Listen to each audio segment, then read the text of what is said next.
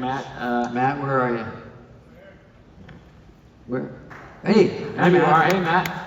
So, this is priceless. I own a brewery, and I make a beer called Rye Barchetta. Nice. Can you bring me some? My wife and I and about 100 or so other fans were fortunate enough to spend a day with you and Alex back in 2018.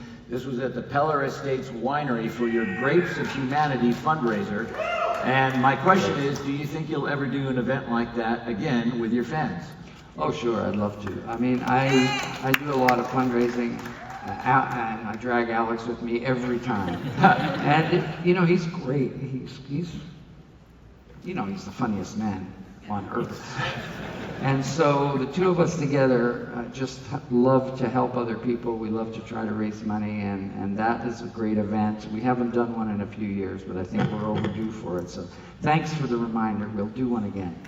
Speaking of special events, it was before the pandemic. I don't remember the year, but I went to it. I went to Toronto to see the SARS concert. Right. And it was a stunning lineup. Rolling Stones, AC/DC, Rush, The Guess Who, and so many more were on that bill. And in your book, you describe a moment when you see a little glimpse of the audience walking towards the stage, but it's not till you're up on the stage that you see, holy shit, look how many people there are there. Yeah, what I saw, I thought was this weird thing, was the horizon, and the horizon was alive.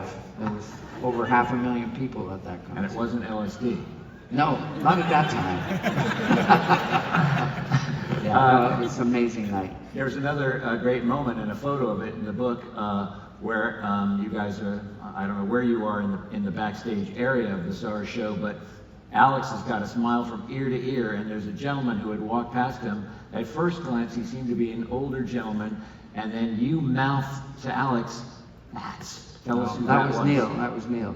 So, okay, all right. Yeah. So we're about to go on stage, and Neil, believe it or not, had stage fright, and he got nervous before every gig. And so before a gig, he's in a mode, he's in the zone. And we use these things called in-ear monitors, and once you put them in your ear, you can't hear someone just talking to you. You have to be put into a microphone to hear them. So he's in his zone, getting ready to go on stage to play for 500,000 people. No big deal. And Charlie Watts had made his way past me, and he wanted to say hello to Neil. Mutual respect, because Neil loved Charlie's solo work. I mean, he loved Charlie as a drummer, but also he was a big fan of his solo records. So Neil is in his face, and here's this old guy standing there, and he's totally kind of blowing him off. And it's like, I'm trying to mouth the words, I'm going, that's Charlie Watts. And he looks at me and he goes, oh! And he pulls out his earplug, and then his shit-eating grin on his face, and he shakes his hand, and it was a wonderful moment. So, yeah.